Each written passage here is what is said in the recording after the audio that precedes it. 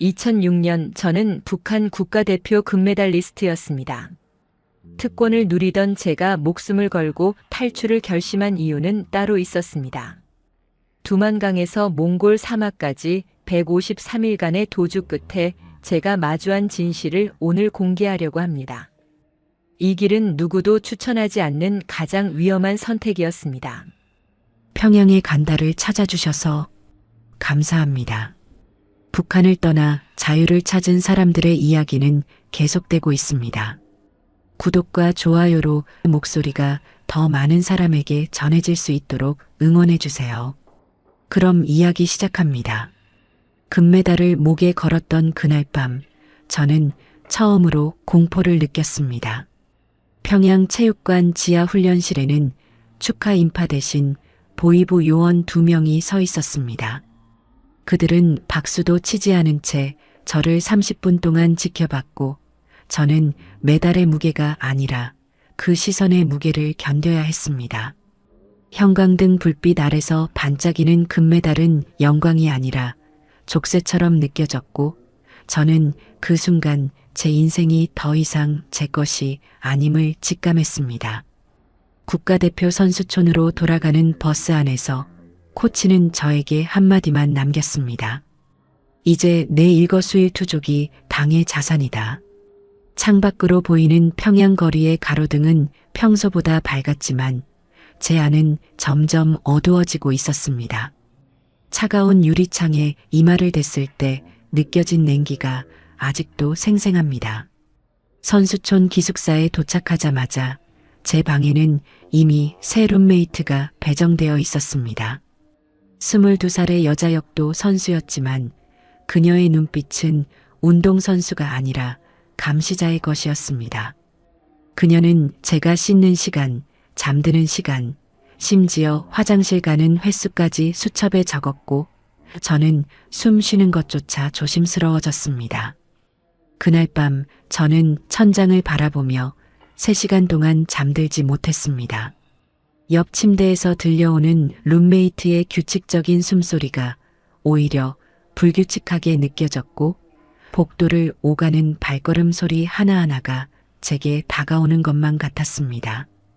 금메달은 서랍 속에 넣어뒀지만 그 무게는 여전히 제 가슴을 짓누르고 있었습니다. 새벽 4시 복도 끝에서 누군가의 비명소리가 들렸습니다. 짧고 날카로웠지만 곧 침묵이 찾아왔습니다. 저는 이불을 머리까지 끌어올렸고 그 순간 알았습니다. 이곳은 더 이상 안전한 곳이 아니라는 것을, 금메달은 영광이 아니라 감옥의 열쇠라는 것을 말입니다. 금메달리스트에게 주어진 특권은 생각보다 많았지만 그 대가는 상상 이상이었습니다. 매일 아침 7시 특별 식당에서는 흰쌀밥과 고기가 나왔습니다. 다른 주민들이 꿈도 못 꿀 음식이었지만 저는 그 밥을 삼킬 때마다 목구멍에 돌이 걸린 것 같았습니다. 식당 천장 내 모서리에는 감시 카메라가 있었고, 제가 밥을 남기는지, 누구와 대화하는지, 심지어 젓가락을 쥐는 속도까지 기록되고 있다는 걸 알았기 때문입니다. 훈련은 하루 8시간에서 12시간으로 늘어났습니다. 코치는 국가를 위해 더 많은 메달을 따야 한다고 말했지만 그건 핑계였습니다. 실제로는 저를 통제하기 위한 수단이었고, 훈련이라는 이름 아래 저는 생각할 시간조차 빼앗겼습니다. 역기를 들어 올릴 때마다 팔의 근육이 찢어지는 느낌이 들었고, 그 고통이 오히려 현실을 잊게 해주는 유일한 도피처였습니다. 한 달이 지나자 제 주변에는 친구가 아니라 감시자만 남았습니다. 함께 훈련하던 동료 선수들조차 제게 말을 걸지 않았고, 복도에서 마주치면 고개를 돌렸습니다. 저는 금메달리스트가 아니라 격리된 표본이 되어 있었고, 그 고립감은 육체적 고통보다 더 깊게 파고들었습니다. 어느 날 저녁 훈련을 마치고 샤워실로 향하던 중 복도에서 보위부 요원과 마주쳤습니다. 그는 저를 세워놓고 5분 동안 아무 말 없이 지켜봤습니다. 질문도 지시도 없었습니다. 단지 저를 관찰했고 그 침묵이 어떤 신문보다 무서웠습니다. 샤워실 타일 바닥이 차갑게 식어가는 걸 느끼며 저는 제 몸이 떨리고 있다는 것을 깨달았습니다. 그날 밤 기숙사 화장실에서 거울을 봤을 때 저는 제 얼굴을 알아보지 못했습니다. 28살의 얼굴이 아니라 40살처럼 수척하고 생기 없는 얼굴이 거울 속에 있었습니다. 눈 밑 다크서클, 움푹 들어간 뺨, 떨리는 입술. 저는 그 순간 확신했습니다. 이곳에 더 있으면 저는 금메달리스트로 죽는 게 아니라 감시 속에서 천천히 소멸될 거라고 말입니다. 그리고 복도 끝에서 발소리가 멈췄습니다. 균열은 예상치 못한 곳에서 시작됐습니다. 훈련 동료였던 김선아가 제게 USB 하나를 건넸습니다. 화장실 세면대 밑에서 물소리에 묻혀 속삭이듯 말했습니다. 언니, 이거 한 번만 보세요. 그리고 바로 돌려주세요. 그녀의 손은 떨리고 있었고 저는 그 떨림이 공포에서 온 것인지 흥분해서 온 것인지 구분할 수 없었습니다. USB는 손가락 한마디만 한 크기였지만 그 무게는 금메달보다 무거웠습니다. 그날 밤 2시 저는 이불 속에서 낡은 MP3 플레이어에 USB를 꽂았습니다. 화면에 뜬 것은 한국 드라마 영상 파일 20개였고 저는 그 중 하나를 재생했습니다. 이어폰 볼륨을 최소로 낮췄지만 등장인물들의 웃음소리가 천둥처럼 크게 들렸습니다. 밝은 거리, 자유롭게 걷는 사람들, 고민 없이 웃는 얼굴들. 저는 그 장면들이 현실인지 상상인지 구분할 수 없었습니다. 1시간 동안 3편을 봤고 저는 이불을 뒤집어 쓴 채 소리 없이 울었습니다. 눈물이 베개를 적셨지만 저는 소리를 낼 수 없었습니다. 룸메이트가 잠든 척하고 있다는 걸 알았고 감시 카메라는 없지만 마이크가 있을 수도 있다는 의심이 저를 짓눌렀습니다. 화면 속 사람들은 자유로웠지만 저는 이불 속에서조차 숨죽여 울어야 했습니다. 다음 날 아침 저는 USB를 선아에게 돌려줬습니다. 훈련장 라커룸에서 다른 선수들이 샤워하는 소음 속에서 그녀의 손에 쥐어줬습니다. 선아는 제 눈을 똑바로 쳐다보며 물었습니다. 언니 봤죠? 저는 고개만 끄덕였고 그녀는 한마디 더 덧붙였습니다. 저기 진짜 있는 곳이에요. 그날 훈련 중 역기가 손에서 미끄러졌습니다. 코치가 소리쳤지만 저는 듣지 못했습니다. 머릿속에는 화면 속 거리가 계속 반복되고 있었고 금메달도 훈련도 감시도 갑자기 의미 없게 느껴졌습니다. 쇠역기가 바닥에 떨어지며 엄청난 소음을 냈고 훈련장 안의 모든 시선이 저에게 집중됐습니다. 정신 차려. 국가대표가 이게 뭐냐? 코치의 목소리가 귓가를 때렸지만 저는 그 순간 깨달았습니다. 저는 더 이상 이곳에 있으면 안 된다는 것을, 금메달은 영광이 아니라 감옥이라는 것을, 그리고 제 인생은 제가 선택해야 한다는 것을 말입니다. 그날 밤 기숙사 창문을 통해 본 평양 야경은 어느 때보다 어두웠습니다. 가로등은 몇 개 켜지지 않았고 어둠 속에 잠긴 건물들은 거대한 무덤처럼 보였습니다. 저는 창틀을 움켜쥐며 결심했습니다. 이곳을 떠나겠다고. 탈출을 결심한다는 것은 생각보다 훨씬 무거운 선택이었습니다. 저는 밤마다 머릿속으로 시뮬레이션을 돌렸습니다. 두만강을 건너는 장면, 중국 공안에게 잡히는 장면, 총소리와 함께 쓰러지는 장면. 한 가지 시나리오를 상상할 때마다 식은땀이 등을 타고 흘렀고 이불은 매일 밤 땀으로 젖었습니다. 성공 확률은 30%도 안 된다는 것을 알고 있었지만 이곳에 남는 것은 100% 죽음이라는 것도 알고 있었습니다. 가장 큰 고민은 가족이었습니다.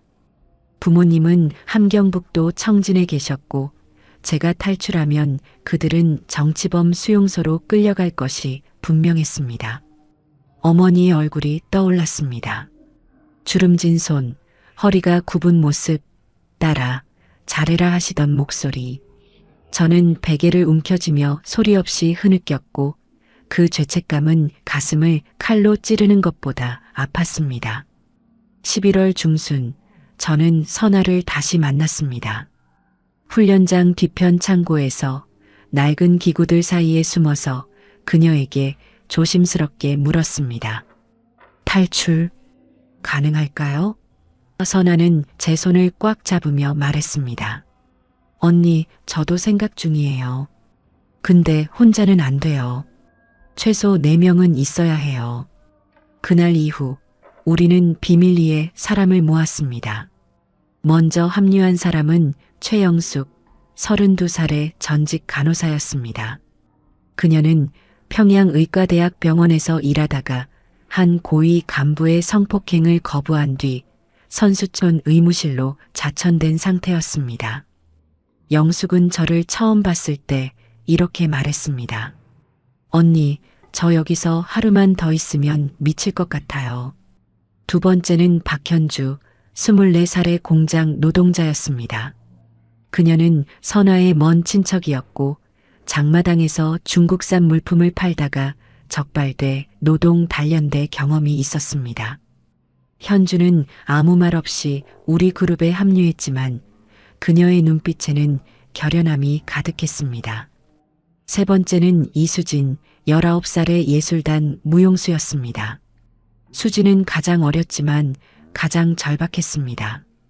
그녀의 아버지는 이미 정치범 수용소에 있었고 어머니는 1년 전 영양실조로 사망했습니다. 수진은 우리를 처음 만났을 때 떨리는 목소리로 말했습니다. 저도 데려가 주세요. 저 혼자 남으면 어차피 죽어요. 마지막은 브로커 연결책 리명철이었습니다. 그는 선수촌 관리 직원으로 위장해 있었지만 실제로는 탈북 브로커 네트워크의 하부 조직원이었습니다. 명철은 우리에게 루트를 설명했습니다. 두만강 건너서 연변 도착, 거기서 심양까지 차량 이동, 심양에서 베이징 경유, 몽골 사막 통과 후 태국 난민 캠프, 전 과정 최소 4개월. 우리 5명과 명철, 총 6명의 탈출 계획이 완성됐습니다. 날짜는 12월 3일, 겨울 강추위가 시작되기 직전이었습니다. 저는 그날 밤 창문 너머 평양의 불빛을 바라보며 마지막으로 생각했습니다. 어머니, 용서해 주세요. 그리고 문이 천천히 열렸습니다. 탈출 일주일 전 우리는 마지막 준비 훈련에 들어갔습니다. 선수촌 뒤편 폐창고는 우리의 비밀 훈련장이 됐습니다. 명철이 확보한 공간이었고 감시 카메라 사각지대였습니다. 저는 매일 밤 11시 다른 선수들이 모두 잠든 시각에 창고로 향했습니다. 복도를 걸을 때마다 심장이 터질 것 같았고 계단을 내려갈 때 삐걱거리는 소리 하나하나가 경보음처럼 들렸습니다. 창고 안에서 우리는 실전 훈련을 했습니다. 명철이 가져온 두만강 지도를 펼쳐놓고 우리는 강폭, 수심, 순찰 경로를 외웠습니다. 강폭 평균 50m, 수심 허리 높이, 순찰 간격 15분, 손전등 범위 30m. 영숙이 숫자를 반복해서 중얼거렸고 현주는 강을 건너는 시뮬레이션을 몸으로 따라했습니다. 물속에서는 절대 소리 내면 안 됩니다. 기침도 한숨도 비명도 안 됩니다. 명철의 목소리는 낮았지만 단호했습니다. 한 명이라도 소리내면 6명 전부 죽습니다. 우리는 고개를 끄덕였지만 수진의 손은 계속 떨리고 있었습니다. 19살 소녀에게 이 훈련은 너무 가혹했지만 그녀는 입술을 깨물며 버텼습니다. 가장 어려운 훈련은 침묵 훈련이었습니다. 명철이 갑자기 손전등을 켜면 우리는 즉시 엎드려 숨을 죽여야 했습니다. 저는 차가운 콘크리트 바닥에 배를 깔고 누워 심장 소리가 바닥을 통해 울릴까봐 숨을 최대한 얕게 쉬었습니다. 손전등 빛이 제 머리 위를 지나갈 때 저는 눈을 감고 기도했습니다. 신은 믿지 않았지만 그 순간만큼은 누군가에게 매달리고 싶었습니다. 11월 29일 우리는 마지막 점검을 했습니다. 각자 준비물 목록을 확인했습니다. 검은색 옷, 방수 가방, 비상식량, 물병, 현금 300위안. 명철이 제공한 중국 돈이었고 우리는 그것을 속옷 안쪽에 꿰매 넣었습니다. 바늘이 살을 찔렀지만 저는 소리 내지 않았습니다. 이 정도 고통은 앞으로 겪을 일에 비하면 아무것도 아니라는 걸 알았기 때문입니다. 선아가 제게 물었습니다. 언니 무서워요? 저는 고개를 저었지만 거짓말이었습니다. 저는 죽을 만큼 무서웠고 매 순간 포기하고 싶었습니다. 하지만 제 입에서 나온 말은 달랐습니다. 괜찮아. 우리 살아서 나가자. 12월 2일 밤 저는 기숙사 침대에 누워 마지막 밤을 보냈습니다. 룸메이트는 코를 골며 자고 있었고 창밖으로는 눈발이 날리기 시작했습니다. 저는 천장을 바라보며 어머니의 얼굴을 떠올렸습니다. 어머니, 저 용서 못 받아도 괜찮아요. 그냥 살고 싶어요. 새벽 3시 복도에서 발소리가 멈췄습니다. 내일이 그날이었습니다. 탈출 일주일 전 우리는 마지막 준비 훈련에 들어갔습니다.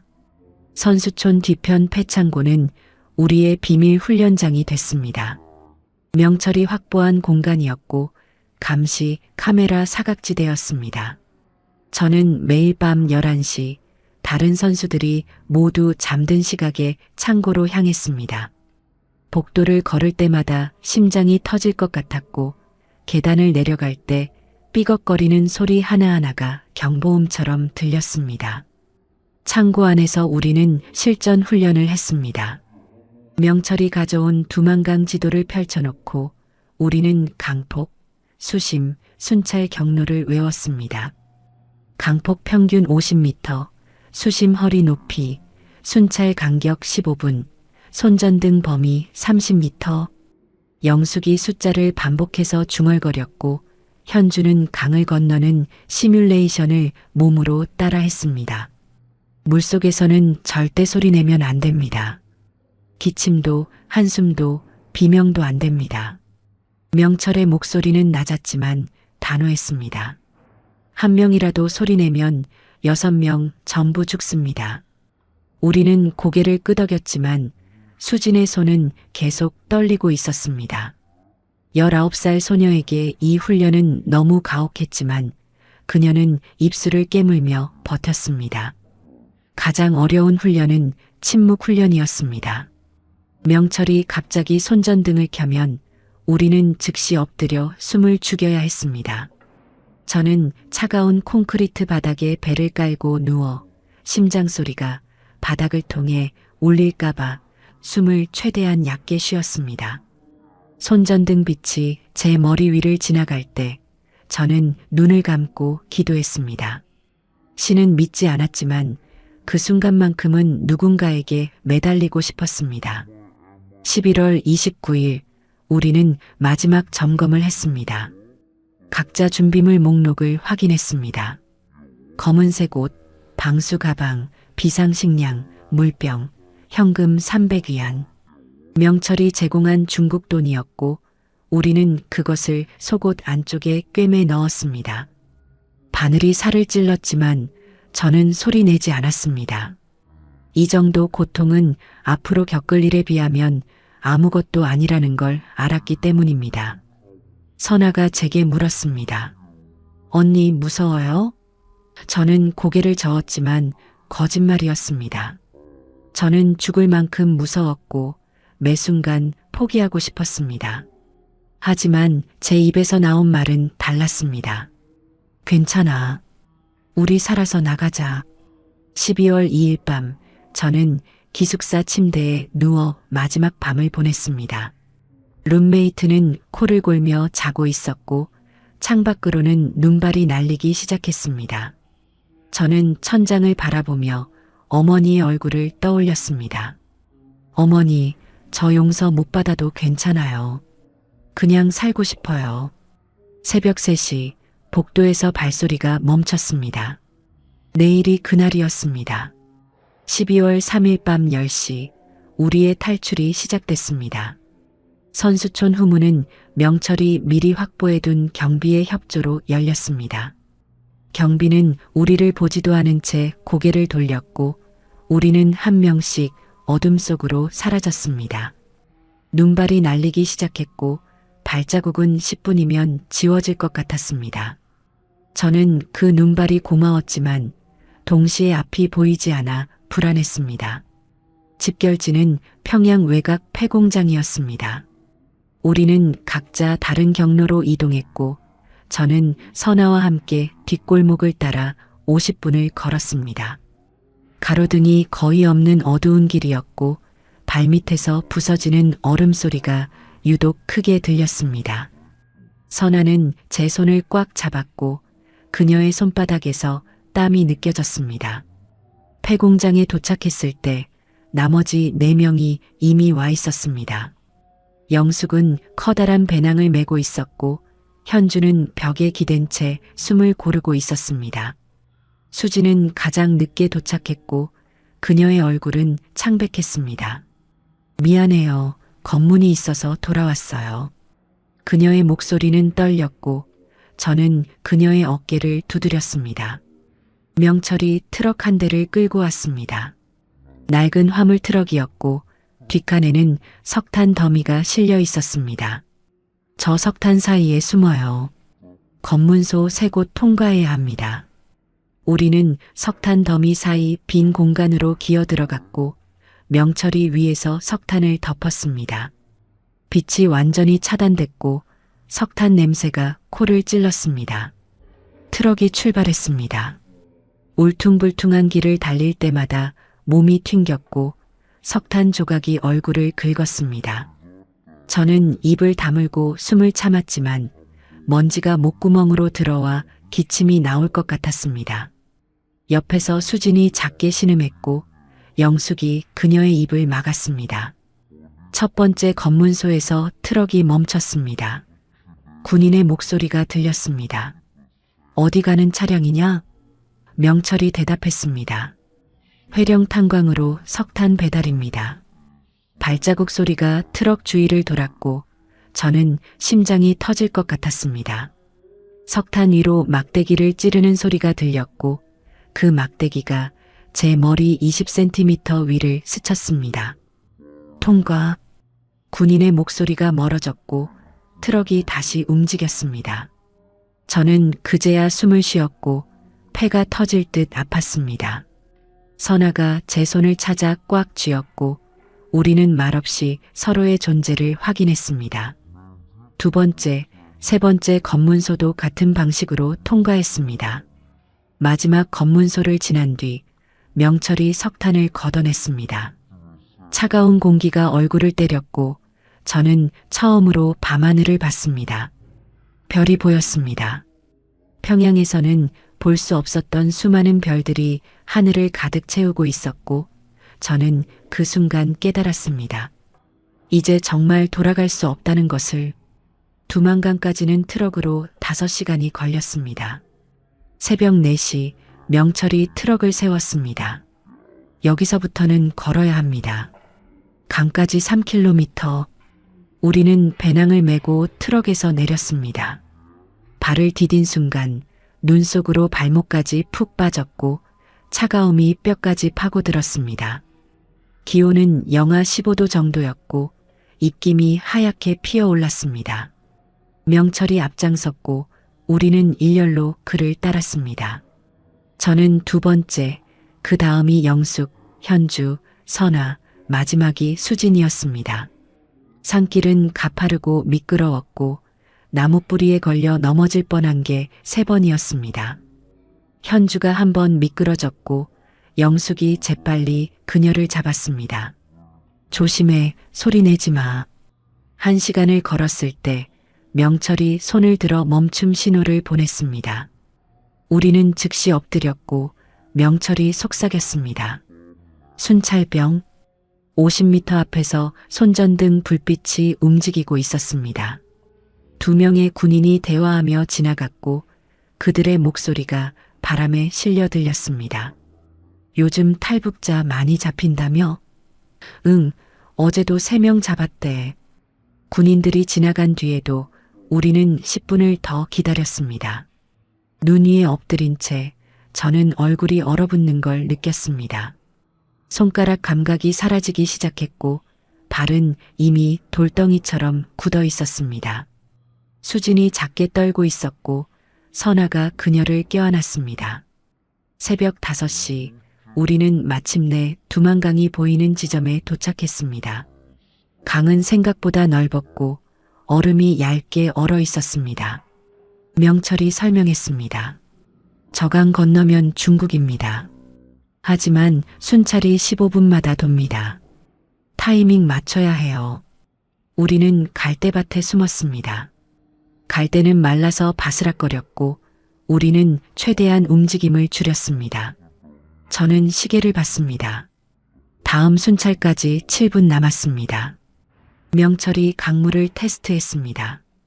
막대기를 물에 넣었을 때 얼음이 깨졌습니다. 얼음 안 얼었어요. 물속으로 걸어야 합니다. 영숙이 물었습니다. 수심이 얼마나 돼요? 명철이 대답했습니다. 허리 정도. 하지만 물 온도가 거의 0도입니다. 5분 안에 건너야 저체온증 안 옵니다. 수진의 얼굴이 더 창백해졌고 저는 그녀의 손을 잡았습니다. 괜찮아. 내가 데리고 갈게. 6분이 지났습니다. 명철이 신호를 보냈습니다. 지금.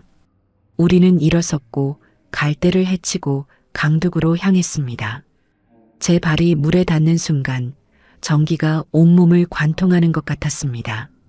차가움이 아니라 고통이었고 저는 비명을 삼켰습니다. 1발, 2발, 3발. 물이 무릎을 넘었고 허벅지를 지나 허리에 닿았습니다. 옷이 물을 빨아들였고 몸이 점점 무거워졌습니다. 뒤에서 수진이 비틀거렸고 저는 그녀의 팔을 잡아 끌었습니다. 조금만 더. 강 중간쯤 왔을 때 손전등 불빛이 우리를 향해 움직이기 시작했습니다. 손전등 불빛이 우리를 향해 빠르게 다가왔습니다. 엎드려. 명철의 외침이 들렸지만 물속에서 엎드릴 수는 없었습니다. 저는 숨을 깊이 들이마시고 물속으로 몸을 낮췄습니다. 코까지 물에 잠겼고 입술만 수면 위로 내놓은 채 저는 숨을 참았습니다. 물은 얼음장처럼 차가웠고 심장이 멈출 것 같았습니다. 손전등 불빛이 강 표면을 훑쳤습니다. 빛이 제 머리 위를 지나갔고 저는 눈을 감았습니다. 순찰병의 목소리가 들렸습니다. 뭔가 움직인 것 같은데? 물고기 아니야? 요즘 추워서 탈북자 없어. 발자국 소리가 강둑을 따라 움직였고 저는 폐가 터질 듯 아팠습니다. 30초가 지났습니다. 저는 더 이상 참을 수 없었고 천천히 고개를 들어 숨을 들이마셨습니다. 공기가 폐로 들어오는 순간 기침이 나올 뻔했지만 저는 이를 악물고 참았습니다. 옆에서 수진이 물속에서 떨고 있었고 그녀의 입술은 이미 파랗게 변해 있었습니다. 손전등 불빛이 멀어졌습니다. 순찰병들이 지나갔고 명철이 신호를 보냈습니다. 계속 가요, 빨리. 우리는 다시 움직이기 시작했지만 몸이 말을 듣지 않았습니다. 다리는 감각이 없었고 손은 떨려서 제대로 물을 헤칠 수조차 없었습니다. 영숙이 갑자기 비틀거렸습니다. 그녀가 물속으로 쓰러지려는 순간 현주가 재빨리 그녀를 붙잡았습니다. 언니, 정신 차려요. 영숙의 눈이 풀려 있었고 저체온증이 시작된 것 같았습니다. 현주와 제가 양쪽에서 영숙을 부축했고 우리는 그녀를 끌다시피 하며 앞으로 나아갔습니다. 강폭 50m가 이렇게 멀게 느껴진 적이 없었습니다. 한 걸음 한 걸음이 산을 오르는 것처럼 힘들었고 물은 우리를 뒤로 끌어당기는 것 같았습니다. 수진이 울먹였습니다. 저 못 가겠어요. 선아가 그녀의 등을 밀며 말했습니다. 조금만, 저기 보여, 두기 보여. 마침내 중국 쪽 강둑에 도착했습니다. 명철이 먼저 올라갔고 우리를 하나씩 끌어올렸습니다. 저는 둑에 올라서자마자 그 자리에 주저앉았습니다.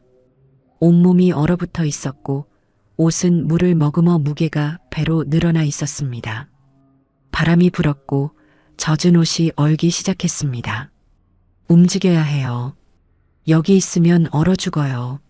명철이 우리를 일으켰고 우리는 비틀거리며 강둑을 올라갔습니다. 영숙은 거의 의식을 잃은 상태였고 현주와 제가 그녀를 떠받쳤습니다. 50m를 걸어 숲속에 도착했을 때 명철이 준비해둔 옷가방이 있었습니다. 우리는 나무 뒤에서 재빨리 옷을 갈아입었습니다. 손이 떨려서 단추를 채울 수 없었고 지퍼를 올리는 데만 3분이 걸렸습니다. 영숙은 스스로 옷을 갈아입을 수조차 없었고 현주와 선아가 그녀의 옷을 벗기고 마른 옷을 입혔습니다. 옷을 갈아입고 나서야 저는 제가 중국 땅에 서 있다는 것을 실감했습니다. 북한을 떠났습니다. 고향을, 가족을, 모든 것을 버리고 이곳에 왔습니다. 죄책감이 밀려왔지만 동시에 안도감도 느껴졌습니다. 그때 멀리서 차량 소리가 들렸습니다. 차량 소리는 점점 가까워졌습니다. 명철이 급하게 손짓했습니다. 숨어요. 공안 순찰일 수도 있어요. 우리는 나무 뒤로 몸을 숨겼고 저는 수진을 제 뒤로 끌어당겼습니다.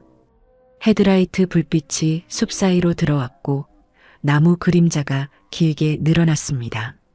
차는 우리가 숨은 곳에서 30m 떨어진 임도에 멈췄습니다. 차 문이 열렸고 남자 2명이 내렸습니다. 중국어로 대화하고 있었지만 저는 알아들을 수 없었습니다. 그들은 손전등을 켜고 숲 주변을 비추기 시작했고 우리는 나무에 바짝 붙어 숨을 죽였습니다. 수진이 떨기 시작했습니다. 추위 때문인지 공포 때문인지 알 수 없었지만 그녀의 이빨이 딱딱 부딪히는 소리가 들렸습니다. 저는 그녀의 입을 손으로 막았고 그녀의 눈에서 눈물이 흘러 제 손등을 적셨습니다. 쉿, 참아. 저는 그녀의 귀에 입을 대고 최대한 작게 속삭였습니다. 손전등 불빛이 우리 쪽으로 움직였습니다. 10m, 5m, 3m. 빛이 제가 숨은 나무 바로 옆을 비췄고 저는 눈을 감았습니다. 심장 소리가 너무 커서 그들이 들을까봐 가슴을 손으로 눌렀습니다. 영숙은 아직도 의식이 몽롱한 상태였고 현주가 그녀를 껴안고 있었습니다. 남자들이 뭔가 이야기를 나눴습니다. 웃음소리가 들렸습니다. 그리고 차로 돌아가는 발소리가 들렸습니다. 차 문이 닫혔고 엔진 소리가 다시 시작됐습니다. 차는 천천히 움직이기 시작했고 헤드라이트 불빛이 점점 멀어졌습니다. 우리는 그들이 완전히 사라질 때까지 움직이지 않았습니다. 차 소리가 들리지 않게 된 뒤에도 10분을 더 기다렸고 명철이 확인한 뒤에야 우리는 일어났습니다. 저는 다리에 힘이 풀려 다시 주저앉았고 수지는 제 어깨에 기대어 소리 없이 울었습니다. 이제 안전해요. 여기서 3km 가면 안가가 있습니다. 명철의 말에 우리는 고개를 끄덕였습니다. 안가는 탈북자들을 숨겨주는 조선족 가정을 뜻했고 거기서 우리는 며칠간 숨을 수 있었습니다. 우리는 다시 걷기 시작했습니다. 눈은 계속 내렸고 발자국은 금방 지워졌습니다. 영숙은 조금씩 의식을 되찾았지만 걷는 것은 여전히 힘들어했습니다. 현주가 그녀를 부축했고 저는 수진의 손을 잡고 앞으로 나아갔습니다. 1시간을 걸었을 때 멀리 불빛이 보였습니다. 작은 농가였고 명철이 확인했습니다. 저기가 안가입니다. 우리는 마지막 힘을 짜내어 그곳으로 향했습니다. 문을 두드렸고 50대로 보이는 조선족 여자가 문을 열었습니다. 그녀는 우리를 보자마자 안으로 들이며 말했습니다. 빨리 들어와요. 공안 순찰 곧 온다. 우리는 문턱을 넘었고 그 순간 저는 처음으로 안도의 한숨을 쉬었습니다. 하지만 그 안도감은 오래가지 못했습니다. 안가 주인 리순자는 우리에게 뜨거운 물과 음식을 제공했습니다. 작은 방 안에서 우리는 담요를 몸에 두르고 김이 모락모락 나는 옥수수죽을 받았습니다. 숟가락을 들었을 때 손이 너무 떨려서 죽을 흘렸습니다. 입에 넣은 첫 숟가락의 온기가 목구멍을 타고 내려가며 저는 비로소 살아있다는 걸 실감했습니다. 영숙은 온돌 위에 누워 있었습니다. 저체온증으로 체온이 떨어져 있었고 순자가 여러 겹이 이불을 덮어줬습니다. 괜찮아질 거예요. 쉬어야 해요. 순자의 목소리는 부드러웠지만 걱정이 섞여 있었습니다. 영숙의 얼굴은 여전히 창백했고 입술은 파랗게 질려 있었습니다. 낮 12시 순자가 우리를 모았습니다. 여기는 3일만 있을 수 있어요. 공안 순찰이 일주일에 2번 오거든요. 다음 순찰은 모레예요. 명철이 고개를 끄덕였습니다. 3일 후면 심양으로 이동할 겁니다. 거기서 다음 루트를 잡을게요. 저는 창문으로 밖을 봤습니다. 눈 덮인 마을이 보였고 멀리 산이 보였습니다. 평화로운 풍경이었지만 저는 긴장을 풀 수 없었습니다. 차량 소리만 들려도 온몸이 경직됐고 문 두드리는 소리에도 심장이 멎을 것 같았습니다. 수지는 구석에 웅크리고 앉아 있었습니다. 그녀는 아무 말도 하지 않았고 무릎을 끌어안은 채 멍하니 벽을 바라봤습니다. 저는 그녀 옆에 앉았고 그녀의 어깨를 감싸 안았습니다. 괜찮아? 수지는 고개를 저었습니다. 언니, 저희 엄마 이제 어떻게 돼요? 저는 대답할 수 없었습니다.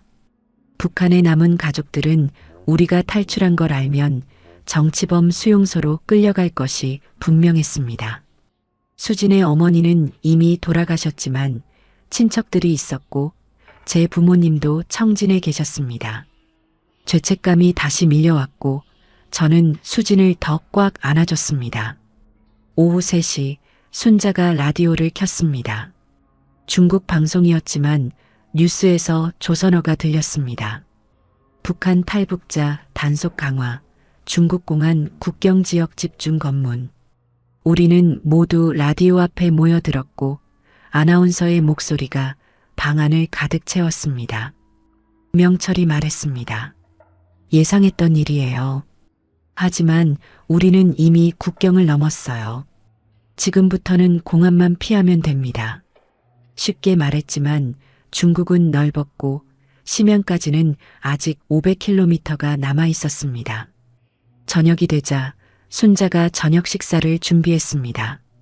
배추국과 흰쌀밥이었고 우리는 한 달 만에 제대로 된 식사를 했습니다. 하지만 밥을 삼킬 때마다 북한에 남은 가족들의 얼굴이 떠올랐습니다. 그들은 지금 무엇을 먹고 있을까? 아니, 먹고는 있을까? 밤 9시 우리는 잠자리에 들었습니다. 좁은 방에 6명이 누웠고 서로의 체온으로 추위를 견뎠습니다. 저는 천장을 바라보며 생각했습니다. 이제 시작일 뿐이라고. 중국을 가로질러 몽골 사막을 넘어 태국까지 가야 한다고. 그리고 창밖에서 차량 소리가 들렸습니다. 차량 소리는 집 앞에서 멈췄습니다. 순자가 재빨리 우리를 일으켰습니다. 다락으로 빨리. 목소리는 낮았지만 긴박했습니다. 우리는 담요를 집어던지고 일어났고 순자가 부엌 천장의 작은 다락문을 열었습니다. 사다리도 없었고 명철이 먼저 올라가서 우리를 끌어올렸습니다. 다락은 좁고 어두웠습니다. 천장이 낮아서 허리를 펼 수조차 없었고 먼지 냄새가 코를 찔렀습니다. 우리 6명이 웅크리고 앉자 공간이 거의 남지 않았습니다. 순자가 다락문을 닫았고 완전한 어둠이 찾아왔습니다. 아래층에서 문 두드리는 소리가 들렸습니다. 개문, 공안, 거친 중국어 목소리가 울려 퍼졌고 문이 거칠게 열리는 소리가 들렸습니다. 군화 발소리가 마루를 밟았고 여러 명이 집 안으로 들어오는 소리가 났습니다. 순자의 목소리가 들렸습니다. 무슨 일이세요? 탈북자 신고 들어왔어. 이 집 수색한다. 발소리가 방을 돌아다녔고 물건 뒤지는 소리가 났습니다. 옷장이 열리고 이불이 들쳐지고 서랍이 쏟아지는 소리가 연속으로 들렸습니다. 저는 숨을 최대한 얕게 쉬었습니다. 수진이 제 옆에서 떨고 있었고 저는 그녀의 손을 꽉 잡았습니다. 영숙은 아직 몸 상태가 좋지 않았고 현주가 그녀를 안고 있었습니다. 선아는 입술을 깨물며 소리를 참았습니다. 공안이 부엌으로 들어왔습니다. 우리 바로 아래였습니다. 발소리가 천장 바로 밑에서 움직였고 저는 심장이 터질 것 같았습니다. 손전등 불빛이 틈새로 새어 들어왔고 먼지가 빗속에서 춤췄습니다. 위에 뭐 있어? 공안의 목소리가 바로 밑에서 들렸습니다. 순자가 대답했습니다. 창고예요. 잡동사니만 있어요. 열어봐. 순자가 망설였고 그 침묵이 영원처럼 길게 느껴졌습니다. 수진의 이빨이 딱딱 부딪히기 시작했습니다. 추위와 공포가 섞여서 그녀는 몸을 통제할 수 없었습니다. 저는 그녀의 입을 손으로 막았고 다른 손으로 그녀를 껴안았습니다. 그녀의 눈에서 눈물이 흘러 제 손을 적셨지만 소리는 나지 않았습니다. 사다리 놓는 소리가 들렸습니다. 누군가 올라오고 있었습니다. 다락문 손잡이가 흔들렸고 저는 눈을 감았습니다. 이제 끝이구나. 여기서 잡히면 우리는 북한으로 송환되고 정치범 수용소에서 죽을 것이다. 그때 밖에서 무전기 소리가 들렸습니다. 3조 5km 떨어진 곳에서 탈북자 발견. 즉시 지원 바람. 다락문을 열던 손이 멈췄습니다. 공안이 아래로 내려가며 소리쳤습니다. 가자. 저쪽이다. 군화 소리가 빠르게 멀어졌습니다. 차 문이 닫히고 엔진 소리가 시작됐습니다. 차가 출발했고 소리가 점점 작아지더니 사라졌습니다. 우리는 그래도 움직이지 않았습니다. 10분, 20분, 30분. 순자가 다락문을 두드렸을 때 저는 비로소 숨을 크게 내쉬었습니다. 나와도 돼요. 갔어요. 다락에서 내려왔을 때 저는 다리에 힘이 풀려 주저앉았습니다. 온몸이 땀으로 젖어 있었고 손은 떨려서 멈출 줄 몰랐습니다. 수지는 제 품에서 소리내어 울기 시작했고 저는 그녀의 등을 쓰다듬었습니다. 순자가 물을 가져왔습니다. 오늘 밤은 못 자요. 1시간 뒤에 떠나야 해요. 공안이 다시 올 수도 있어요. 우리는 고개를 끄덕였습니다. 휴식은 끝났고 도주는 계속됐습니다. 새벽 1시 우리는 안가를 떠났습니다. 순자가 준비한 배낭에는 빵, 물, 그리고 중국 돈 500위안이 들어 있었습니다. 심연까지 조심해요. 기차역 근처에서 절대 얼쩡거리지 마세요. 순자의 마지막 당부였고 우리는 고개를 숙여 인사했습니다. 그녀는 자신의 목숨을 걸고 우리를 숨겨줬고 우리는 그 은혜를 평생 잊지 못할 것입니다. 명철이 앞장서서 걸었고 우리는 그를 따랐습니다. 눈은 멈췄지만 바람이 강했습니다. 바람이 얼굴을 때릴 때마다 피부가 찢어지는 것 같았고 눈물이 저절로 흘러 뺨을 타고 내려와 얼어붙었습니다. 첫 번째 목적지는 15km 떨어진 작은 마을이었습니다. 거기서 심양행 버스를 탈 수 있었고 명철이 확보한 가짜 신분증으로 검문을 통과할 계획이었습니다. 하지만 15km는 생각보다 멀었고 우리는 4시간을 걸어야 했습니다. 2시간을 걸었을 때 영숙이 쓰러졌습니다. 그녀는 갑자기 비틀거리더니 눈 위에 무릎을 꿇었습니다. 미안해요. 다리에 힘이 안 들어가요. 저체온증이 완전히 회복되지 않은 상태였고 강행군이 그녀의 몸을 더 망가뜨리고 있었습니다. 명철과 현주가 영숙을 양쪽에서 부축했습니다. 저는 영숙의 배낭을 제가 메고 우리는 다시 걷기 시작했습니다. 속도는 반으로 줄었고 15km가 30km처럼 느껴졌습니다. 새벽 4시 우리는 작은 언덕 위에 올랐습니다. 멀리 마을 불빛이 보였고 명철이 말했습니다. 저기가 목적지예요. 1시간만 더 가면 돼요. 하지만 그 1시간이 가장 힘든 1시간이었습니다. 언덕을 내려갈 때 수진이 미끄러졌습니다. 그녀는 경사면을 5m 굴러 내려갔고 나무에 부딪혀 멈췄습니다. 저는 급하게 그녀에게 달려갔고 그녀의 이마에서 피가 흐르고 있었습니다. 괜찮아? 수진은 고개를 끄덕였지만 얼굴은 일그러져 있었습니다.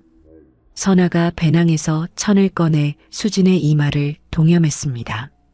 피는 멈췄지만 수진의 눈빛은 흐려져 있었습니다. 뇌진탕일 수도 있었지만 우리는 멈출 수 없었습니다. 저는 수진을 일으켰고 그녀의 팔을 제 어깨에 걸쳤습니다. 마을에 도착했을 때는 새벽 5시였습니다. 버스 정류장은 마을 입구에 있었고 첫 차는 6시에 출발한다고 했습니다. 우리는 정류장 옆 작은 가게에 들어가 차를 주문했습니다. 뜨거운 차가 목구멍을 타고 내려가며 얼어붙었던 몸이 조금씩 풀렸습니다. 명철이 신분증을 나눠줬습니다. 이름 외워요. 검문시 이름 물어봅니다. 제 가짜 이름은 김영희였고 조선족 신분이었습니다. 저는 그 이름을 입으로 10번 반복했고 머릿속에 새겼습니다. 6시 버스가 도착했습니다. 낡고 오래된 버스였고 사람들이 하나둘 올라탔습니다. 우리도 줄을 서서 탔고 제일 뒷자리에 앉았습니다. 버스가 출발했고 창밖으로 마을이 멀어졌습니다. 심양까지는 5시간이 걸린다고 했습니다. 저는 창밖을 보며 생각했습니다. 이제 절반도 안 왔다고. 심양에서 베이징, 베이징에서 몽골, 몽골에서 태국. 아직 갈 길이 너무 멀다고. 그때 버스가 갑자기 멈췄습니다.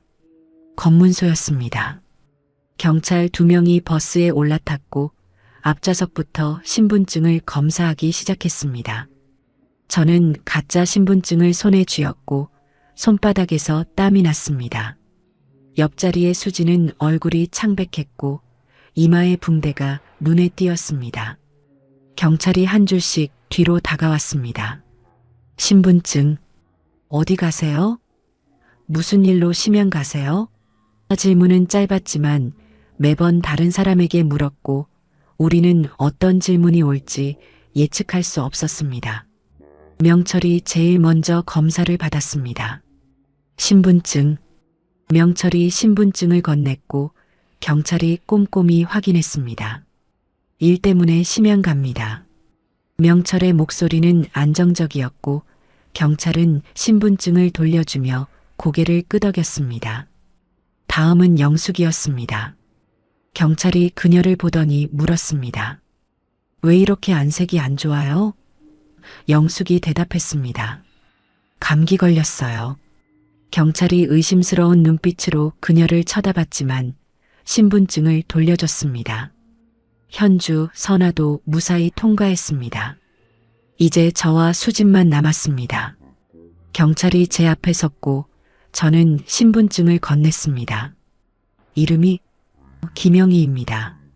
제 목소리가 떨리지 않았는지 스스로도 놀라웠습니다. 경찰이 신분증을 유심히 봤습니다.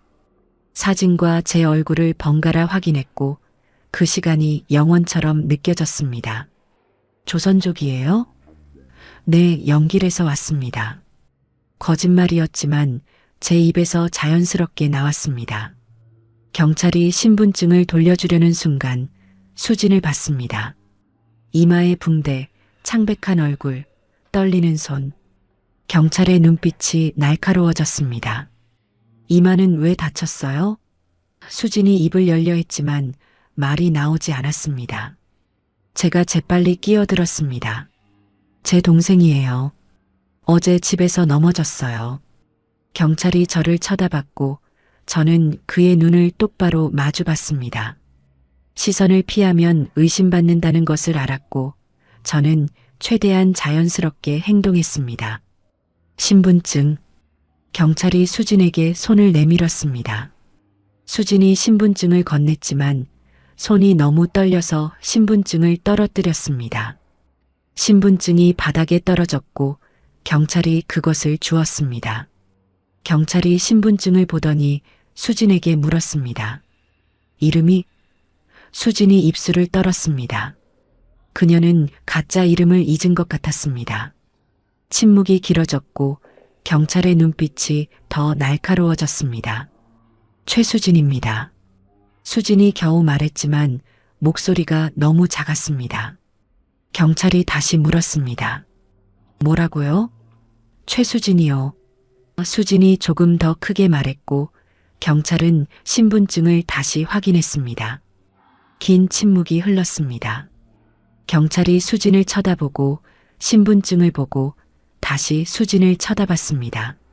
저는 제 심장 소리가 버스 안에 울려 퍼지는 것 같았고 손에 쥔 신분증이 땀으로 젖어 있었습니다. 경찰이 신분증을 돌려줬습니다. 가세요. 수진이 신분증을 받았고 경찰은 버스에서 내렸습니다. 버스 문이 닫혔고 엔진이 다시 시작됐습니다. 버스가 움직이기 시작했을 때 저는 비로소 숨을 크게 내쉬었습니다. 옆에서 수진이 소리 없이 울고 있었고 저는 그녀의 손을 꽉 잡았습니다. 잘했어. 정말 잘했어. 하지만 저는 알고 있었습니다. 이건 시작일 뿐이라는 것을. 앞으로 더 많은 검문소가, 더 많은 위기가 우리를 기다리고 있다는 것을 말입니다. 심양에 도착한 것은 오후 2시였습니다. 버스 터미널은 사람들로 북적였고 중국어가 사방에서 들렸습니다. 저는 그 소음 속에서 길을 잃은 것 같았고 명철을 놓치지 않으려고 그의 옷자락을 붙잡았습니다. 사람들이 우리를 밀치며 지나갔고 짐을 실은 손수레가 발을 스쳤습니다. 명철이 우리를 터미널 밖으로 데리고 나갔습니다. 여기서 30분 걸어가면 안가가 있어요. 거기서 일주일 쉬고 베이징으로 갈 겁니다. 하지만 그 30분 걷기가 우리에게는 너무 힘들었습니다. 버스에서 5시간 그 전에 밤새 걸었고 우리는 이미 한계에 도달해 있었습니다. 영숙은 거의 걷지 못했습니다. 현주와 명철이 그녀를 부축했지만 몇 걸음 가다가 쉬어야 했습니다. 수진도 마찬가지였고 저는 그녀를 거의 끌다시피 했습니다. 선아만이 그나마 걸을 수 있었지만 그녀도 얼굴이 창백했습니다. 골목길로 접어들었을 때 낯선 남자 2명이 우리 앞을 가로막았습니다. 그들은 중국어로 뭔가 말했지만 저는 알아듣지 못했습니다. 명철이 그들과 대화했고 돈을 요구하는 것 같았습니다. 명철이 거절했고 남자들의 목소리가 높아졌습니다. 한 남자가 수진의 팔을 잡았습니다. 수진이 비명을 지르려 했지만 저는 재빨리 그녀의 입을 막았습니다. 명철이 주머니에서 돈을 꺼냈고 남자들에게 건넸습니다. 백위안이었고 남자들은 돈을 받고 비켜섰습니다. 이곳은 위험해요. 빨리 가야 해요. 명철의 목소리에는 긴장이 섞여 있었고 우리는 걸음을 재촉했습니다. 골목은 좁고 어두웠고 쓰레기 냄새가 진동했습니다. 벽에는 낙서가 가득했고 깨진 유리병이 바닥에 널려 있었습니다. 20분을 더 걸었을 때 명철이 낡은 건물 앞에 멈췄습니다. 3층짜리 건물이었고 페인트가 벗겨져 있었습니다. 명철이 벨을 눌렀고 잠시 후 문이 열렸습니다. 40대 조선족 남자가 나왔고 명철과 짧게 대화한 뒤 우리를 안으로 들였습니다. 방은 좁았습니다. 6명이 누우면 꽉 찰 정도의 공간이었고 창문은 하나뿐이었습니다. 하지만 우리는 감사했습니다. 지붕이 있고 바람이 막히고 잠잘 곳이 있다는 것만으로도 충분했습니다. 영숙은 들어가자마자 쓰러지듯 바닥에 누웠습니다. 현주가 그녀의 이마를 만져봤고 얼굴을 찡그렸습니다. 열이 나요. 약이 필요해요. 명철이 고개를 끄덕였습니다. 밖에 나가서 약 사올게요. 30분만 기다려요. 명철이 나간 뒤 우리는 침묵 속에 앉아 있었습니다. 수지는 구석에 웅크리고 앉아 무릎을 끌어안았고 선아는 창문으로 밖을 내다봤습니다. 저는 벽에 기대어 눈을 감았습니다. 심양, 중국의 대도시, 우리는 북한에서 500km 떨어진 곳까지 왔습니다. 하지만 안전하지 않았습니다. 공안은 언제든 들이닥칠 수 있었고 브로커는 언제든 우리를 배신할 수 있었습니다. 저는 배낭에서 물병을 꺼내 한 모금 마셨습니다. 물은 미지근했지만 목을 적시기에는 충분했습니다. 수진에게도 물을 건넸고 그녀는 고개를 끄덕이며 받았습니다. 창밖으로 해가 지고 있었습니다. 심양의 하늘은 회색이었고 건물들은 거대한 그림자를 드리웠습니다. 저는 그 그림자 속에서 우리의 미래를 봤습니다. 불확실하고 위태롭고 언제 무너질지 모르는 미래를 말입니다. 그리고 아래층에서 발소리가 들렸습니다. 발소리는 계단을 올라오고 있었습니다. 명철이 나간 지 10분밖에 안 됐고 돌아오기에는 너무 빨랐습니다. 저는 재빨리 일어나 문 쪽으로 갔고 귀를 문에 갖다 댔습니다. 여러 명의 발소리였고 대화 소리가 들렸습니다. 중국어였지만 공안의 목소리 같았습니다. 저는 뒤돌아보며 손가락을 입술에 댔습니다. 수진이 눈을 크게 뜨고 저를 쳐다봤고 선아는 즉시 창문 쪽으로 움직였습니다. 현주는 영숙을 일으키려 했지만 영숙은 열로 인해 의식이 흐릿했습니다. 발소리가 2층에서 멈췄습니다. 문 두드리는 소리가 들렸고 누군가 소리쳤습니다. 개문. 2층 주민이 문을 열었고 짧은 대화가 오갔습니다. 그리고 발소리가 다시 계단을 올라오기 시작했습니다. 3층. 우리가 있는 층이었습니다. 선아가 창문을 열었습니다. 창밖은 좁은 골목이었고 3층 높이였습니다. 뛰어내리면 다리가 부러질 것 같았지만 잡히는 것보다는 나았습니다. 선아가 속삭였습니다. 내려가야 해요. 복도에서 발소리가 멈췄습니다. 우리 방 바로 앞이었습니다. 문 손잡이가 천천히 돌아갔고 저는 숨을 멈췄습니다. 문이 열리려는 순간 옆방 문이 먼저 열렸습니다. 여기 무슨 일이에요? 건물주의 목소리였습니다. 그는 공안과 대화하기 시작했고 우리 방문이 열리는 것이 잠시 멈췄습니다. 저는 그 짧은 시간을 놓치지 않았습니다. 지금 창문으로. 저는 최대한 작게 속삭였고 선아가 먼저 창문 밖으로 나갔습니다. 그녀는 창틀을 잡고 몸을 내렸고 아래층 창문턱에 발을 디뎠습니다. 수진이 다음이었고 저는 그녀를 도와 창밖으로 내렸습니다. 현주가 영숙을 일으켰습니다.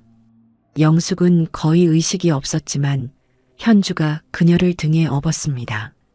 언니, 먼저 내려가요. 제가 영숙 언니 데리고 갈게요. 저는 망설였지만 다른 선택지가 없었습니다. 저는 창문 밖으로 나갔습니다. 차가운 공기가 얼굴을 때렸고 아래를 내려다봤을 때 현기증이 났습니다. 3층 높이는 생각보다 높았고 골목 바닥은 멀어 보였습니다.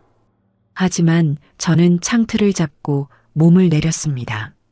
발이 2층 창문턱에 닿았을 때 위에서 복도 문이 열리는 소리가 들렸습니다. 여기 검사한다. 문 열어. 공안의 목소리가 복도에 울려 퍼졌고 저는 서둘러 1층으로 내려갔습니다. 선아와 수진이 이미 바닥에 도착해 있었습니다. 저도 마지막 창틀에서 손을 놓고 뛰어내렸습니다. 바닥에 착지하는 순간 발목이 삐끗했지만 저는 이를 악물고 일어났습니다. 위를 올려다봤을 때 현주가 영숙을 등에 업은 채 창문 밖으로 나오고 있었습니다. 영숙은 축 늘어져 있었고 현주의 얼굴은 고통으로 일그러져 있었습니다. 저는 아래에서 팔을 뻗었습니다. 조심해. 현주가 한 층씩 내려왔습니다. 2층, 1층.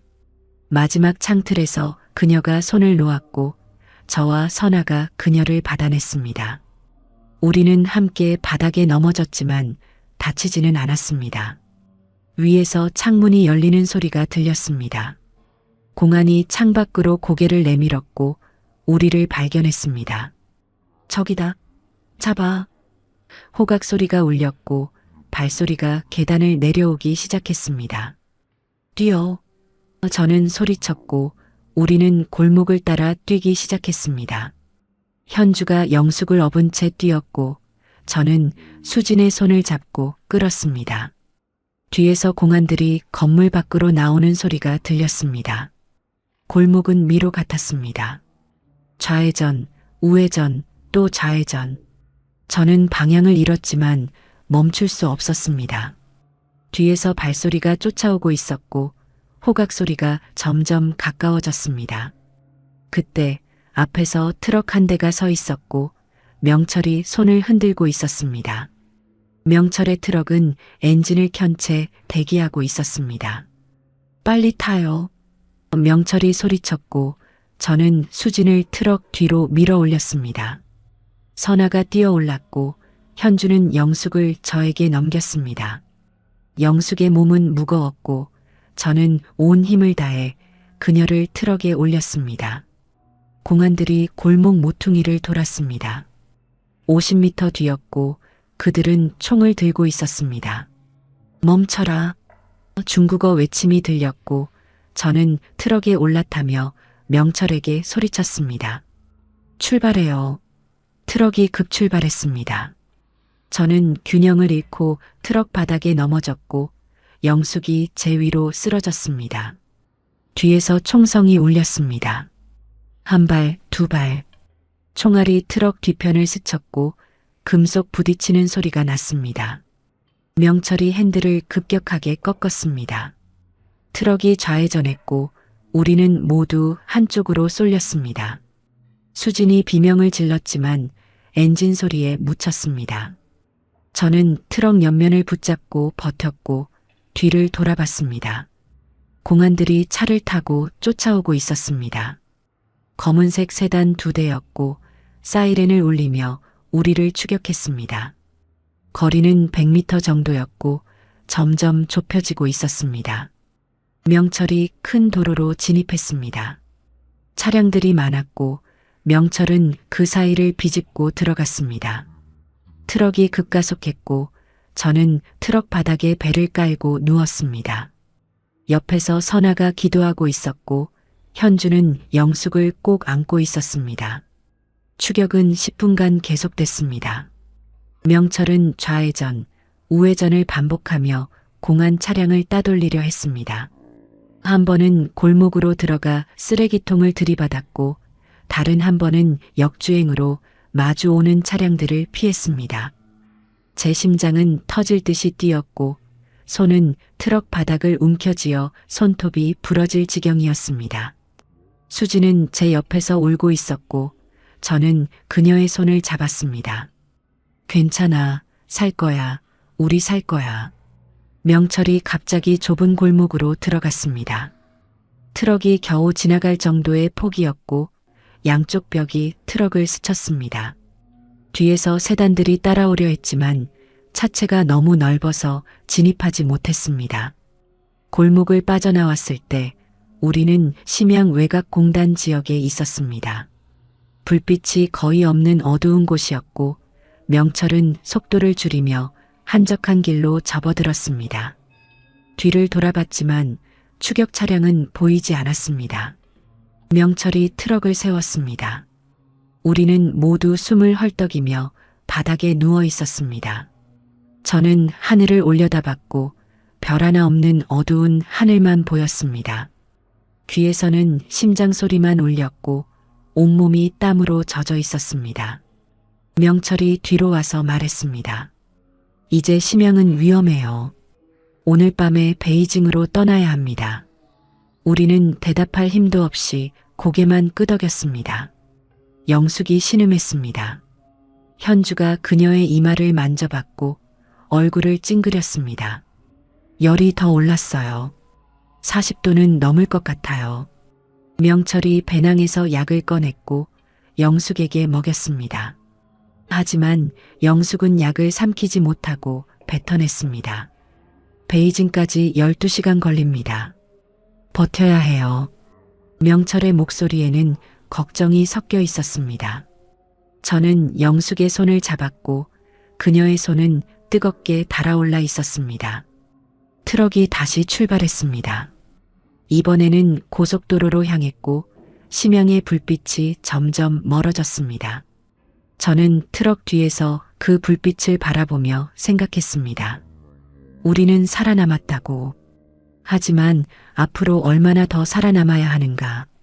그리고 영숙의 숨소리가 점점 약해지기 시작했습니다. 고속도로는 끝없이 이어졌습니다. 트럭은 밤새 달렸고 우리는 뒤편에서 추위와 싸웠습니다.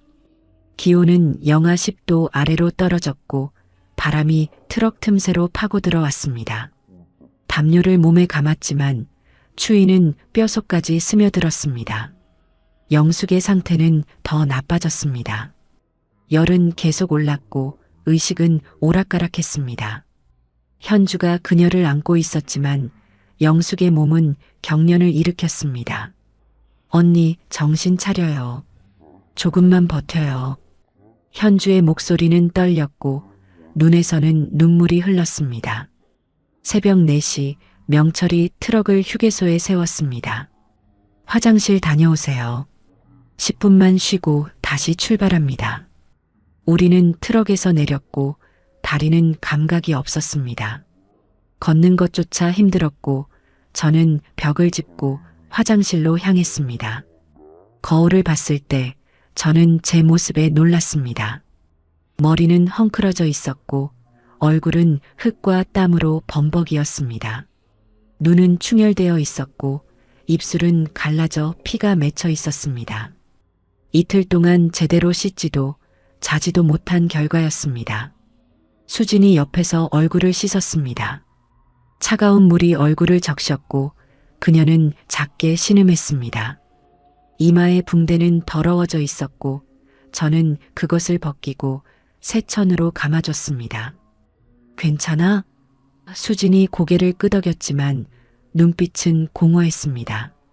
휴게소를 나와 트럭으로 돌아갈 때 경찰차 한 대가 주차장에 들어왔습니다. 저는 즉시 멈춰섰고 수진을 제 뒤로 숨겼습니다.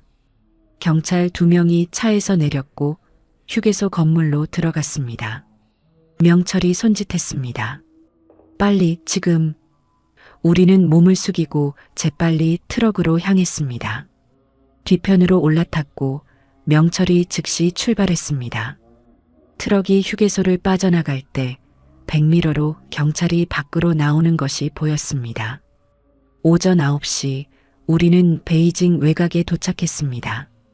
거대한 도시가 눈앞에 펼쳐졌고 고층 빌딩들이 하늘을 찔렀습니다. 명철이 말했습니다. 베이징 안가는 도심에 있어요. 1시간만 더 가면 돼요. 하지만 그 1시간이 가장 긴 1시간이었습니다. 베이징 도심으로 들어가며 검문소가 3곳 있었습니다. 첫 번째는 무사히 통과했지만 두 번째 검문소에서 경찰이 트럭 뒤를 확인하려 했습니다. 명철이 경찰에게 돈을 건넸습니다. 200위안이었고 경찰은 돈을 받고 손을 흔들었습니다. 트럭이 다시 출발했고 저는 안도의 한숨을 쉬었습니다. 하지만 세 번째 검문소에서 경찰은 돈을 받지 않았습니다. 차 뒤 열어봐. 경찰이 지시했고 명철이 당황했습니다. 저는 트럭 뒤에서 숨을 죽였고 영숙을 담요로 덮었습니다. 경찰의 발소리가 트럭 뒤로 다가왔고 저는 눈을 감았습니다. 트럭 문이 열렸습니다. 경찰이 손전등을 켰고 빛이 트럭 안을 훑쳤습니다. 저는 담요 밑에서 숨을 참았고 심장이 폭발할 것 같았습니다. 뭐 실었어? 건축 자재입니다. 명철의 대답이 들렸습니다. 경찰이 트럭 안을 몇 초간 비추더니 문을 닫았습니다. 트럭이 다시 출발했고 저는 비로소 숨을 내쉬었습니다. 오전 10시 우리는 베이징 안가에 도착했습니다. 낡은 아파트 단지였고 5층 건물이었습니다.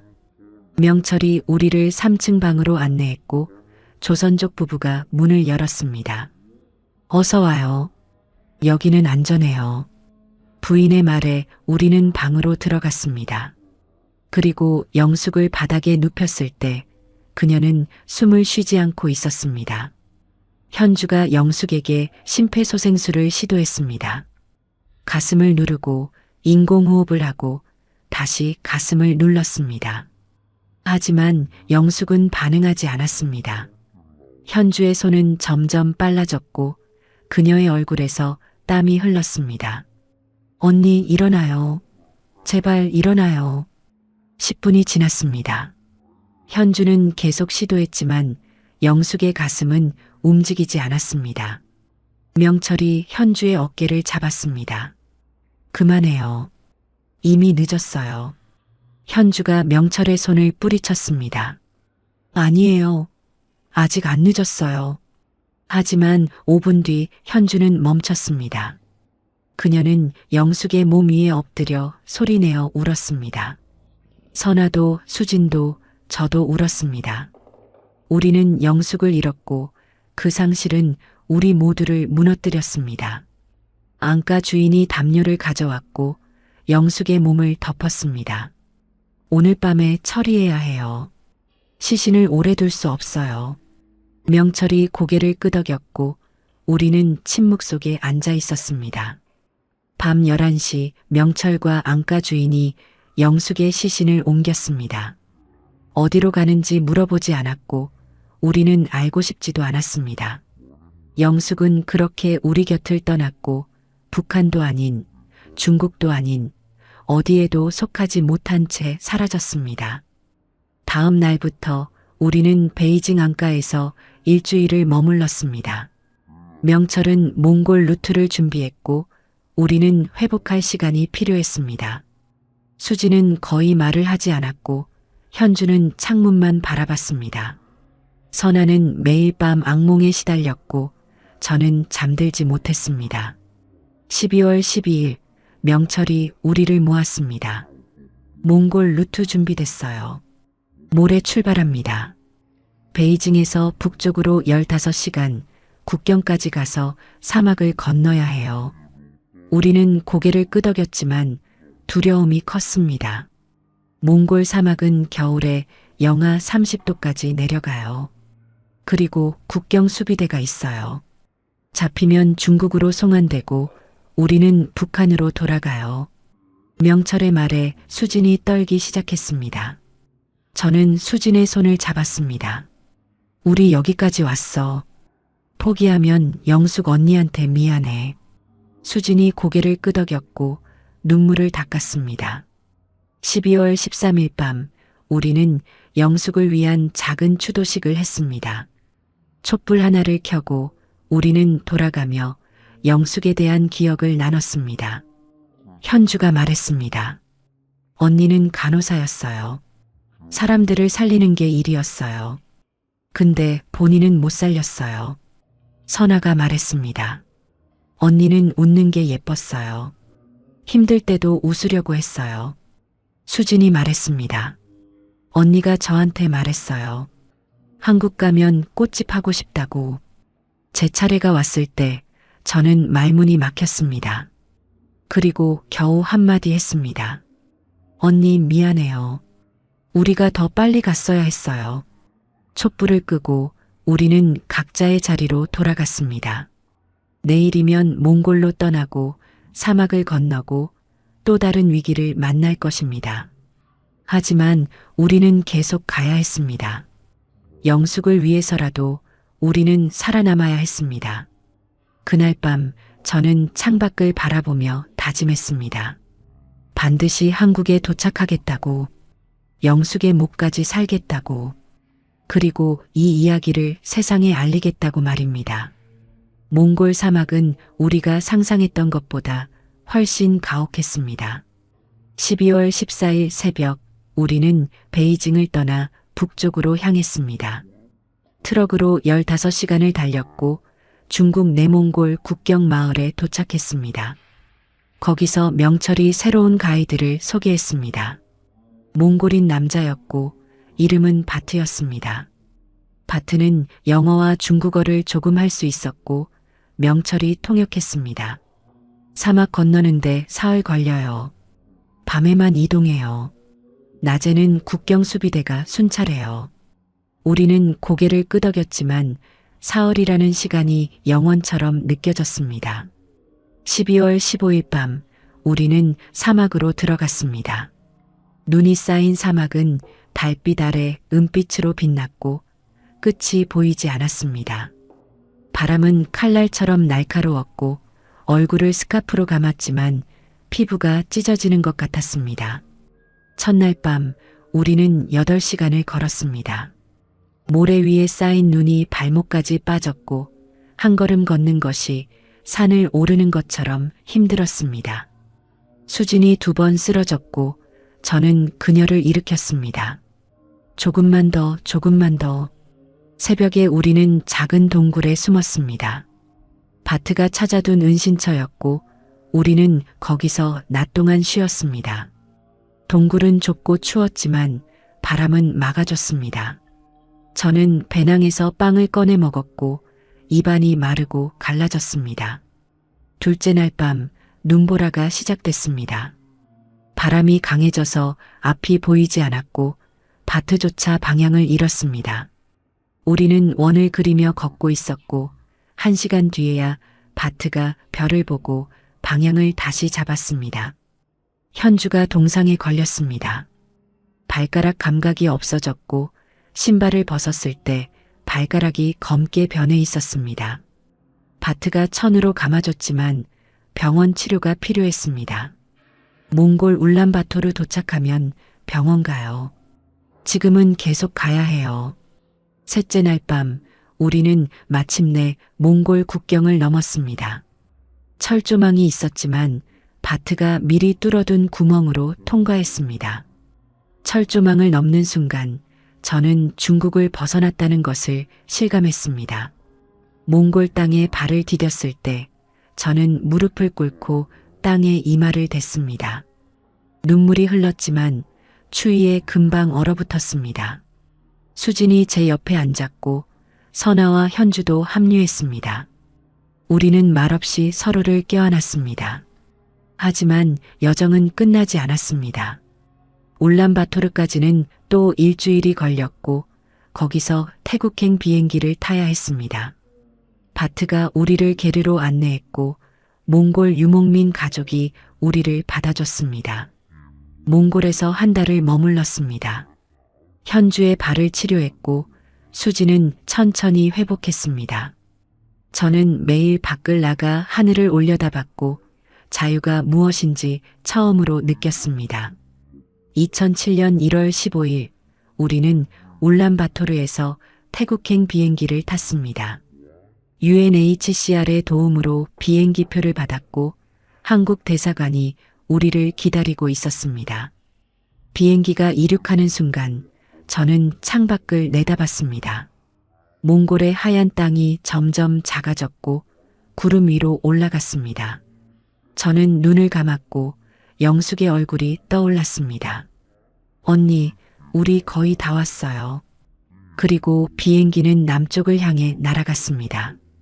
2007년 1월 18일, 저는 인천공항에 도착했습니다. 태국 난민 캠프에서 사흘을 보낸 뒤 한국 정부가 우리를 받아줬습니다. 비행기에서 내렸을 때 제 다리는 떨렸습니다. 2달 반 동안 북한, 중국, 몽골, 태국을 거쳐 마침내 한국 땅을 밟았습니다. 입국장을 지나며 저는 한국어 간판들을 봤습니다. 같은 언어였지만 북한에서 쓰던 말과는 달랐습니다. 사람들은 자유롭게 웃었고 걱정 없이 걸었습니다. 저는 그 풍경이 낯설면서도 그리웠습니다. 하나원에서 석 달을 보냈습니다. 남한 사회 적응 교육을 받았고 저는 천천히 이곳의 삶을 배웠습니다. 수진, 현주, 선아도 함께였고 우리는 서로를 의지하며 견뎠습니다. 2007년 4월 저는 서울에 정착했습니다. 작은 원룸을 얻었고 편의점에서 아르바이트를 시작했습니다. 처음에는 모든 것이 어려웠습니다. 지하철 타는 법, 카드 사용하는 법, 휴대폰 쓰는 법. 하지만 저는 배웠고 적응했습니다. 가장 힘든 것은 죄책감이었습니다. 북한에 남은 부모님은 정치범 수용소로 끌려갔다는 소식을 들었습니다. 브로커를 통해 확인한 정보였고 저는 그 소식을 듣고 사흘 동안 울었습니다. 제가 자유를 선택한 대가였고 그 무게는 평생 저를 짓누를 것입니다. 하지만 저는 살기로 결심했습니다. 영숙 언니의 목까지 부모님이 바랐을 삶을 살기로 했습니다. 저는 검정고시를 쳤고 대학에 진학했습니다. 사회복지학을 전공했고 탈북민들을 돕는 일을 시작했습니다. 2010년 저는 탈북민 지원단체에서 일하기 시작했습니다. 새로운 탈북민들에게 제 경험을 나눴고 그들이 적응하도록 도왔습니다. 수지는 대학에서 간호학을 공부했고 현주는 식당을 열었습니다. 선아는 결혼해서 아이를 낳았습니다. 우리는 1년에 한 번씩 만나 영숙 언니를 추모합니다. 작은 성당에서 촛불을 켜고 영숙 언니 이야기를 나눕니다. 그녀가 없었다면 우리도 여기까지 오지 못했을 것입니다. 2025년 현재 저는 39살이 됐습니다. 지금은 탈북민 상담사로 일하며 강연도 하고 있습니다. 사람들에게 북한의 현실을 알리고 탈북민들의 이야기를 전합니다. 가끔 밤에 악몽을 꿉니다. 두만강을 건너는 꿈, 공안에게 쫓기는 꿈, 영숙 언니가 쓰러지는 꿈. 깨어나면 땀으로 젖어 있지만 저는 제가 여기 있다는 것에 감사합니다. 자유는 공짜가 아니었습니다. 많은 것을 잃었고 많은 것을 희생했습니다. 하지만 저는 후회하지 않습니다. 제가 선택한 길이었고 그 선택으로 저는 살아남았습니다. 오늘도 저는 북쪽을 바라봅니다. 언젠가 북한이 변하고 부모님을 다시 만날 수 있는 날이 오기를 바랍니다. 그때까지 저는 여기서 이 자유로운 땅에서 제 역할을 다할 것입니다. 이것이 제 이야기입니다. 금메달리스트에서 탈북자로 그리고 생존자로 살아온 이야기. 153일간의 도주 끝에 찾은 자유의 이야기입니다. 그리고 이 이야기가 아직도 북한에서 자유를 꿈꾸는 누군가에게 희망이 되기를 바랍니다. 자유에는 대가가 있습니다. 하지만 그 대가를 치르고서라도 저는 이곳에 왔습니다. 여러분이 이 이야기를 듣고 있다면 부탁드립니다. 북한에 아직 남아있는 사람들을 잊지 말아주세요. 그들도 우리처럼 자유를 꿈꿀 권리가 있습니다. 구독과 좋아요는 이 이야기를 더 많은 사람에게 전하는 힘이 됩니다.